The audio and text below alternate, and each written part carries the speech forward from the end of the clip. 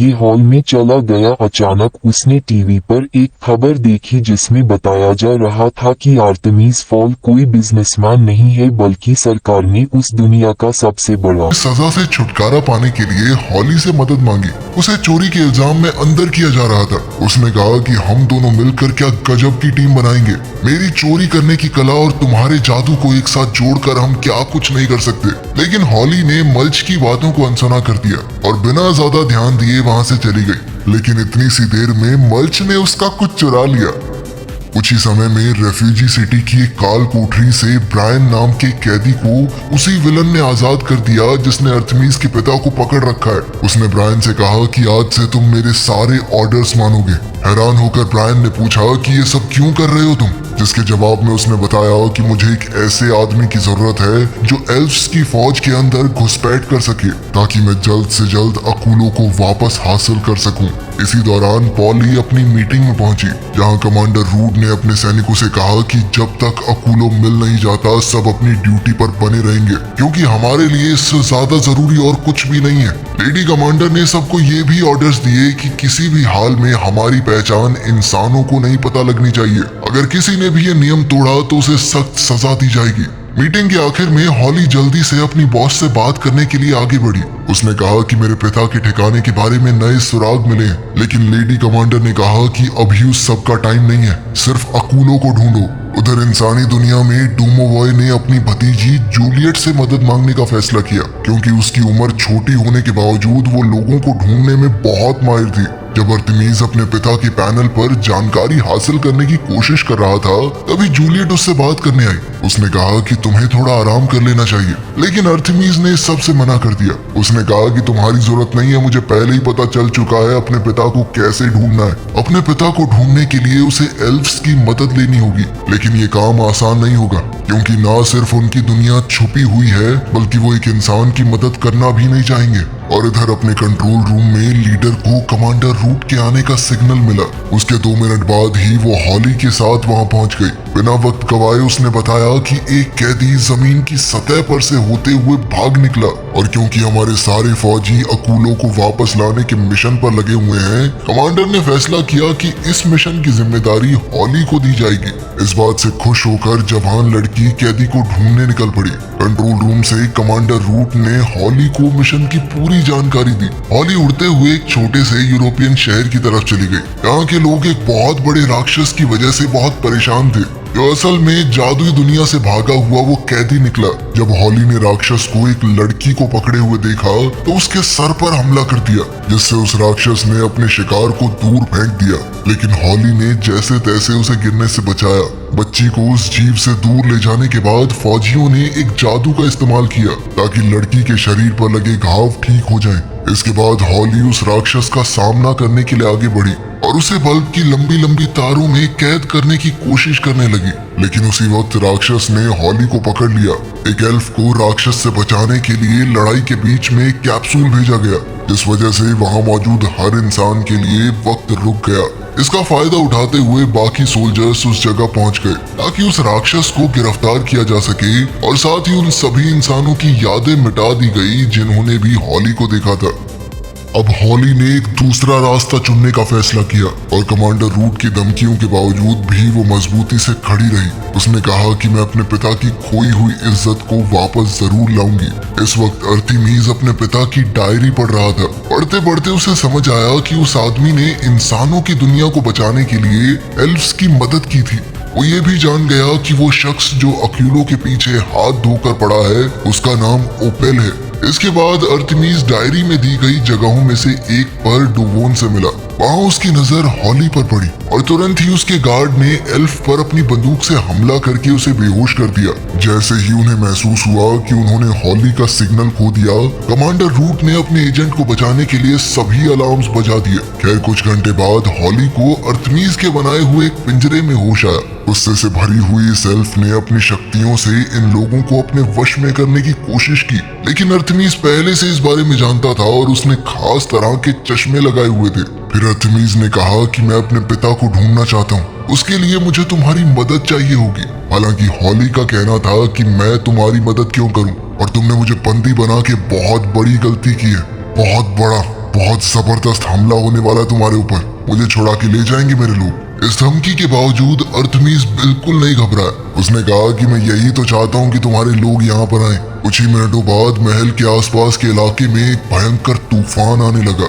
Elves के आने का अंदाजा लगाकर लड़के ने हॉली के हथियारों को अपने पास रख लिया। वहीं डोमोवॉय ने भी हॉली की कॉस्ट्यूम से एक हथियार निकाल लिया था। ठीक उसी वक्त समय को फिर से रोक दिया गया और एल्फ्स की सेना ने महल पर हमला कर दिया। सबने अपनी अपनी पोजीशन ले ली। कमांडर रूट भी अपना लड़ने वाला सूट पहन कर आई थी। जब टीम हॉली की तलाश कर रही थी तब अर्थमीज ने अपना खास सूट पहनने का फैसला किया। अब अर्थमीज और डोमोवॉय लड़ने के लिए पूरी तरह तैयार थे। उन्हें देखते ही एल्फ्स की फौज उन पर टूट पड़ी, लेकिन उन्हें हराना बिल्कुल भी आसान नहीं था और उल्टा अर्थमीज अपने दोस्त के साथ मिलकर हर एक जादुई जीव को हराने लगा। थोड़ी देर बाद अर्थमीज ने एक फौजी का हेलमेट उठाया और उसने कमांडर से कहा कि अगर हॉली को जिंदा देखना चाहते हो तो अंदर आओ बात करने। कोई और रास्ता न देखकर रूट अर्थमीज से बात करने के लिए महल के अंदर दाखिल हुई। अंदर आकर रूट ने सीधे तौर पर कहा कि हमारी फौज बहुत बड़ी है, कब तक लड़ लोगे? अगर तुम नहीं माने तो इस बार हमला पूरी ताकत से होगा। इस चेतावनी के बावजूद लड़का बिल्कुल नहीं डरा। उसने कहा कि अगर दोबारा हमला हुआ तो मैं दुनिया के सामने एल्फ्स के होने का राज खोल दूंगा। इसके बाद अर्थमीज ने साफ तौर पर कहा कि मैं हॉली को तभी छोड़ूंगा अगर तुम अकूलों को मेरे हवाले कर दो। लेकिन रूट कहती है कि ऐसा कभी नहीं होगा। जिसके बाद लड़के ने एल्फ्स को अपना फैसला बदलने के लिए 15 मिनट का वक्त दिया। अब पानी सर से ऊपर जा चुका था तो कमांडर ने खास ऑर्डर दिया। इसके बाद जेल से मल्च को आजाद कर दिया गया और उसे वहां से सीधा जंग के मैदान में भेज दिया गया। इस दौरान अर्थमीज ने हॉली को पूरी बात समझाई। अर्थमीज के पिता के बारे में सुनकर हॉली को बहुत बुरा लगा, क्योंकि उसके पिता का नाम भी इसी तरह किसी ने बदनाम किया था और अब हॉली अकूलों की इस गुत्थी को समझाने में उसकी मदद करना चाहती थी। इसीलिए अर्थमीज ने भी अपनी तरफ से भरोसा दिखाते हुए चश्मा उतार दिया। अब अर्थमीज कहने लगा कि मेरे पिता की डायरी के अंदर अकूलों की रक्षा करने वाले गार्ड का नाम बीचवुड लिखा हुआ है। ये सुनकर हॉली ने कहा कि ये तो मेरे पिता का नाम है। वो जानते थे कि अकूलो कितना ज्यादा खतरनाक है, इसीलिए उन्होंने हमेशा के लिए इसे छुपा देने का फैसला किया। जिसके बाद सभी उसके पिता को एक गद्दार कहकर बुलाने लगे। ये सुनकर अर्थमीज एक गहरी सोच में डूब गया। तभी जूलियट की नजर एक नए एयरक्राफ्ट पर पड़ी और उसने तुरंत इसकी खबर अर्थमीज को दी। अब मल्च कमांडर के पास पहुंच चुका था। कमांडर ने उसके सामने एक डील रखी कि अगर वो जल्दी से महल तक पहुंचने की एक सुरंग खोद दे तो वो हॉली को बचा सकते हैं। इसके बदले में उसकी सजा बहुत कम कर दी जाएगी। इस बात से खुश होकर मल्च तुरंत इस डील के लिए मान गया।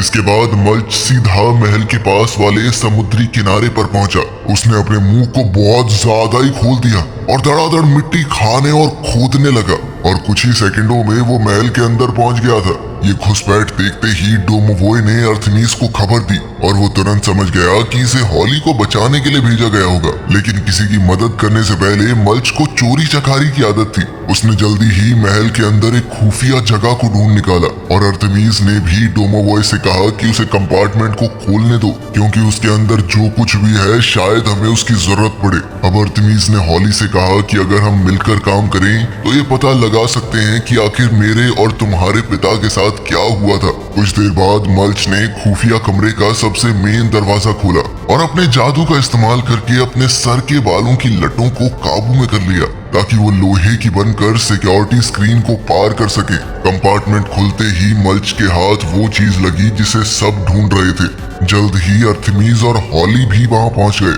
तभी एल्फ ने अर्थमीज को समझाया कि तुम इसका इस्तेमाल अकेले नहीं कर सकते, क्योंकि इसकी जादुई शक्तियां तुम्हारी जान ले लेंगी। इससे पहले लड़का अकूलों के बारे में कुछ और समझ पाता, मल्च ने इस सब की खबर कमांडर तक पहुंचा दी। ये बात किसी तरह ओपेल तक भी पहुंच गई थी, तो उसने अपने सोल्जर ब्रायन को वहां पर भेजा। उसी वक्त कमांडर को खबर दी गई कि समय को रोकने वाला डोम ग्लिच कर रहा है। इस पूरी अफरा तफरी का फायदा उठाते हुए गद्दार ब्रायन कमांडर रूट को गिरफ्तार करने के लिए आगे बढ़ा। उसने कहा कि मिनिस्टर्स ने आपस में बात करके एक नए लीडर को चुना है, वो हूँ मैं। गुस्से से लाल हुई कमांडर ने अपने आसपास के सभी गार्ड्स को बेहोश कर दिया। तभी ब्रायन बोल पड़ा कि इतने आसान से मिशन को आपने इतना मुश्किल बना दिया, हमें एक नई तरकीब को अपनाना होगा। तभी तभी अचानक आसमान में एक बहुत बड़ा एल्वन एयरक्राफ्ट दिखाई दिया और ब्रायन ने बताया कि वो एक खतरनाक राक्षस को महल पर हमला करने के लिए लाया है। राक्षस की गरजती हुई आवाजों को पास आता सुनकर सभी लोग इधर उधर भागने लगे। उधर हॉली समझ गई थी कि क्या होने वाला है। अब सेना का सारा कंट्रोल ब्रायन के हाथों में है और उसने सेना को आदेश दिया कि मैंशन के अंदर जादू के इस्तेमाल पर रोक लगा दी जाए। उसने ये भी कहा कि हॉली को बचाने की कोई जरूरत नहीं है, उसका बाप सिर्फ एक गद्दार था। उसी वक्त खतरनाक राक्षस को मशीन से बांधकर महल के अंदर फेंक दिया गया। उसके अंदर पहुंचते ही ऐसा लगा मानो जमीन हिलने लगी हो। अंदर मौजूद सबको संभलने का मौका तक नहीं मिला। डोमोवॉय महल के कमरों में भागता हुआ राक्षस का ध्यान भटकाने लगा। वहीं आर्टेमिस और जूलियट मिलकर सोचने लगे कि इस राक्षस को कैसे खत्म किया जाए। इस भागा दौड़ी में हॉली झूमर में फंस गई। मल्च उसे बचाने के लिए भागा, लेकिन वो खुद भी उसके पास जाकर लटक गया। अपने साथियों को बचाने के लिए आर्टेमिस और डोमोवॉय सोफे को खींचकर उन दोनों के नीचे ले आए, लेकिन उसी वक्त वो राक्षस जूलियट का पीछा करते हुए सामने आ गया। गुस्से में वो सारे सामान को उठाकर फेंकने लगा, जिस वजह से बॉडीगार्ड भी दूर जा गिरा। इसके बाद मल्च राक्षस की पीठ पर कूद गया, लेकिन राक्षस ने उसे सीधा उठाकर सीढ़ियों की तरफ फेंक दिया। अकुलो को सुरक्षित रखने के लिए मल्च ने उसे निगल लिया और चिल्लाकर अपने साथियों को कहने लगा कि दूसरी मंजिल की बालकनी की तरफ जाओ। जूलियट ने तुरंत हॉल के उस पार दौड़ने की कोशिश की, लेकिन राक्षस ने उसे रोक दिया। लेकिन तभी हॉली ने उसकी मदद करते हुए उसे बचा लिया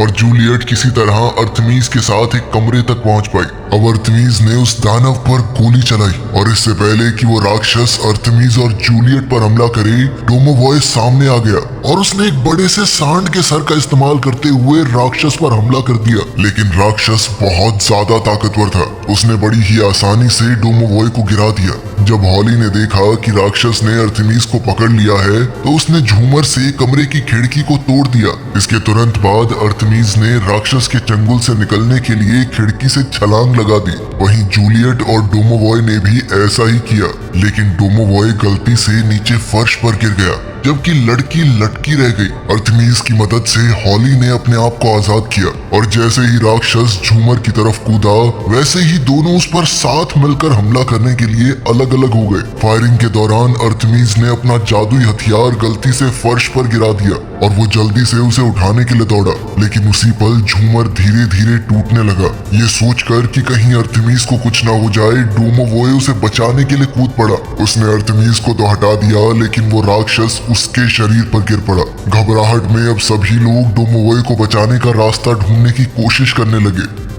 उधर बाहर समय को रोकने वाला डूम अब बिखरने लगा था, जिस वजह से एल्वन सेना को बहुत नुकसान हो रहा था। डोमोवॉय को राक्षस के शरीर के नीचे से निकालने के बाद आर्टेमिस ने हॉली से कहा कि प्लीज मेरे दोस्त को बचा लो, लेकिन हॉली ने बड़े अफसोस के साथ कहा कि जादू यहाँ पर बंद है, मैं चाहकर भी कुछ नहीं कर सकती। लेकिन डोमोवॉय ने कहा कि सब कुछ ठीक है, मेरी चिंता मत करना। बाहर एल्फ्स की सेना के कैप्टन ने कहा कि जिन लोगों को मरना था वो मर चुके होंगे, बहुत देर हो चुकी है राक्षस को अंदर गए हुए, तो अब हॉली का जादू उसे वापस दे दो, क्योंकि उसके हिसाब से खतरा टल चुका है। जैसे ही हॉली को महसूस हुआ कि उसका जादू वापस आ गया है, तो उसने एक पल भी बर्बाद नहीं किया और डोमोवॉय को अपने जादू से दोबारा ठीक कर दिया।